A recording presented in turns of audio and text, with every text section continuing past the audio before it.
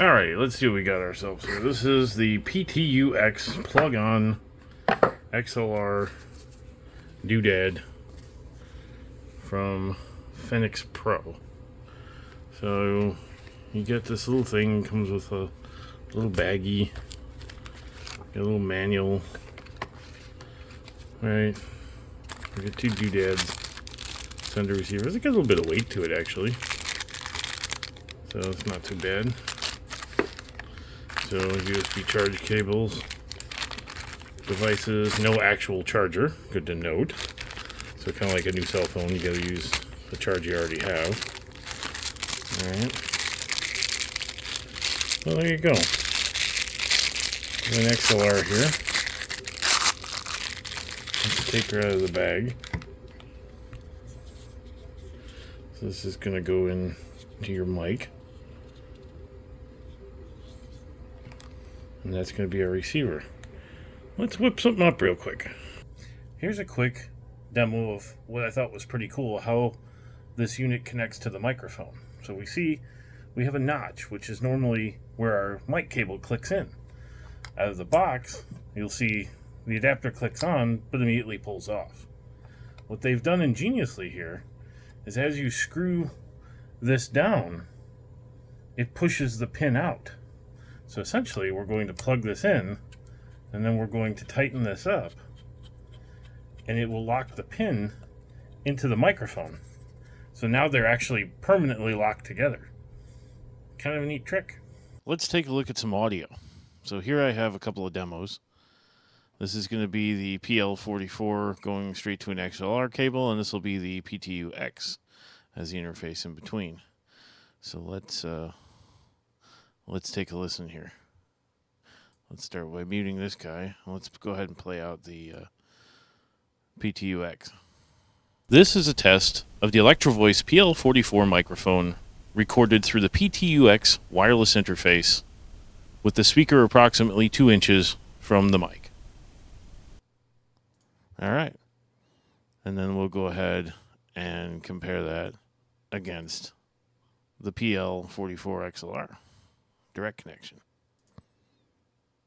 This is a test with a Electro Voice PL44 microphone connected directly to the interface at approximately 2 inches from the speaker. Alright, as you can see, it's a little bit cleaner with the XLR cable, and there's definitely some kind of compression or frequency constriction going on. But let's take a look at what it looks like on the audio analyzer and see if we can see how much degradation there is going wireless. Alright, so now we're going to take a look at the spectrum analysis from the microphone. So we've got a little program here to show us our frequency response. So we'll let this settle down. You can see kind of the profile.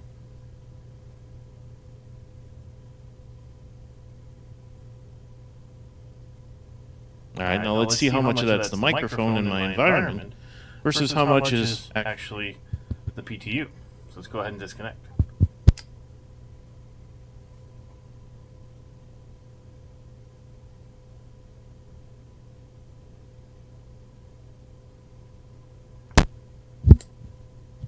Okay.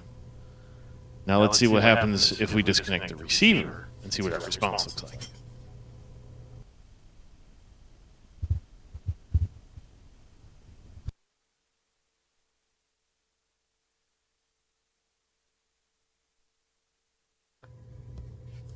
As we can see, with the receiver disconnected, it's a little bit of a different story. We lose that big bump on the low end, and our overall nose filler goes down. Although we did pick up something around 400. That might just be some noise in the interface. So, alright. Based on the audio comparison there, let's throw up a graph and I'll overlay the two signals with nothing plugged in but a cable, and with the PTU-X turned off, and we can see that it does significantly raise the noise floor and add something in the low end, even with the transmitter turned off. So there's definitely something going on there. It's not the worst thing.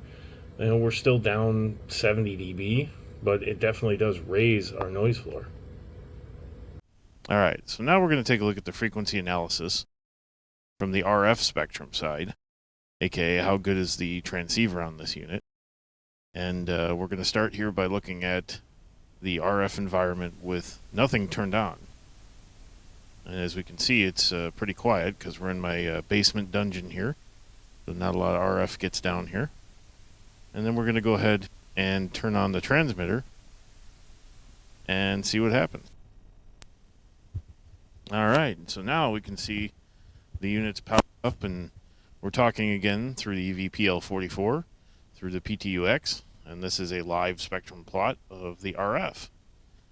And we can see we have a primary and secondary, and maybe a tertiary going on there, something going on the sides. The frequency we're currently at here is 554-300, which corresponds with channel 4 in their little frequency list, which I'll put up on the screen here for a sec. And we can see from that we've got channels 0 through 9, and then A, B, C, D, E, F.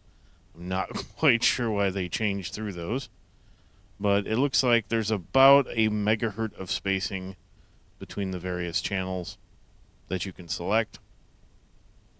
And the problem with that is, if we take a look at this, and we go 554-240, and then we take a look to 554-360, okay, and then it's 554-300, so I was like, okay, this signal's within a megahertz, it might not be too bad.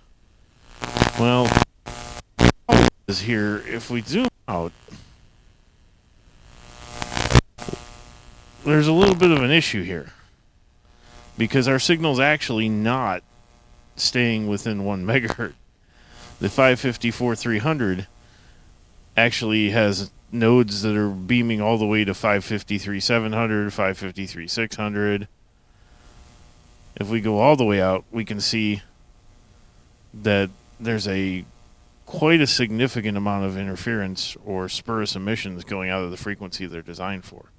And when you've only got a megahertz of spacing, this could be a bit of a problem. So if we look at the waterfall, you can definitely see how wide the signal from this actually is. So to put this in perspective, I'm going to go ahead and turn the receiver or the transmitter off for a second, and we can see what happens to our signal. 3, 2, 1.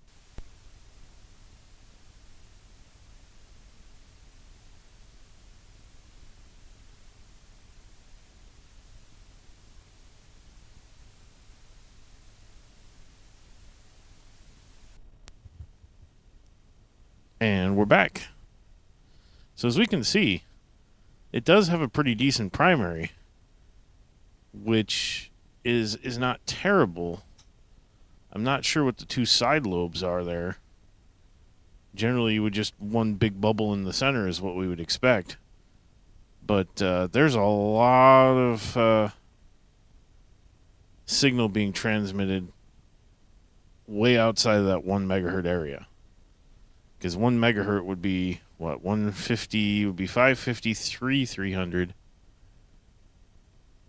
to 554-300 would be here. So about half the display. We're transmitting almost a full display, maybe 75% of it if we want to be nice. So you're definitely going to have overlap. So I definitely would say the odds of having one of these transmitters on every channel is not going to be good. You're going to have to at least skip 1 frequency per transmitter, which is going to cut the total number down. It also means with all this sawtoothing that other devices operating in this frequency band are not going to be your friend. So that's just, the RF is quite dirty on this particular unit. Future editing Paul here. I bet you all heard what I heard. While I was recording that, we got interference. It didn't seem to show up on the frequency analyzer at all, but it definitely came out the receiver. It'll be interesting to see if that comes out in the live testing. But something definitely went on. Alright, so here we are in our little outdoor demo. I've got clear line of sight to the PTU-X. They are charged. We're on our EVPL44.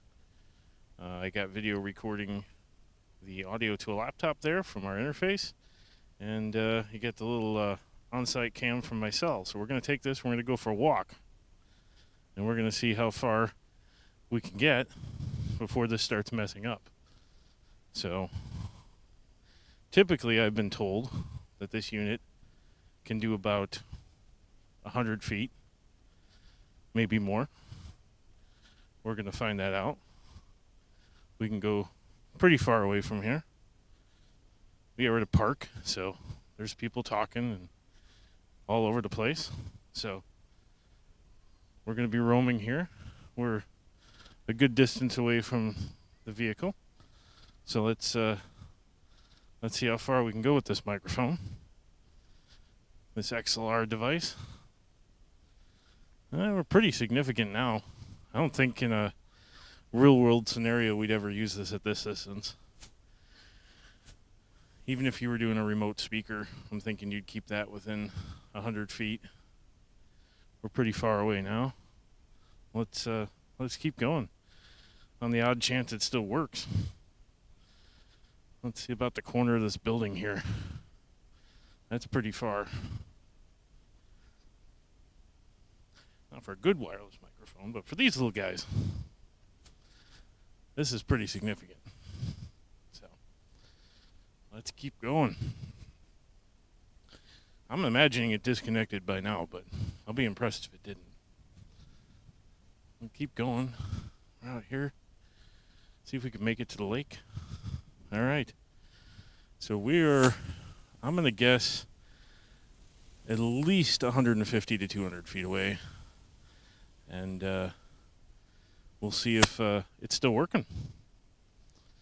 I would be very impressed if it was. So we're going to head on back. I would think this is probably the distance from the transceiver that we would generally operate, you know. If you're going to do a band or something, say you're going to use it for a portable speaker, you're going to have one there, one over here. You know, you have 20, 25 foot stage. For a performer, a singer, something like that, you're probably still, sound guy's going to be within this range, or if you're going to use a digital mixer, board's probably on stage. So let's see how she did. Coming back to the transmitter. I'm sorry, the receiver. So, to wrap it up, it looks like it does actually work pretty well outside. It's a bit noisy, but for $100, it might not be a bad deal on a pinch. I would say within 100 feet or so, it's probably usable as long as the RF conditions are good. I did a little Google mapping, and it looks like when I got to the end of that road, it's actually about 65 feet. And at the end of where the lake was on the corner of that building was 200 feet. And at that white van that was in the driveway is actually about 150 feet. So that's a bit further than I thought it was. So, yeah, it does work within 100 feet on that frequency. Now, you did notice that there were some blips and definite artifacts at 200 feet that were being picked up. But within 100 feet, it seemed to be okay. There's a little bit of noise down low. So I don't know if I would use this to pick up like a theatrical performance or something where your signal to noise is going to be really low. But maybe lead singer, maybe playback audio for a speaker where a little bit of hiss in the background is not going to be a thing. I might get the job done for $100. So, food for thought.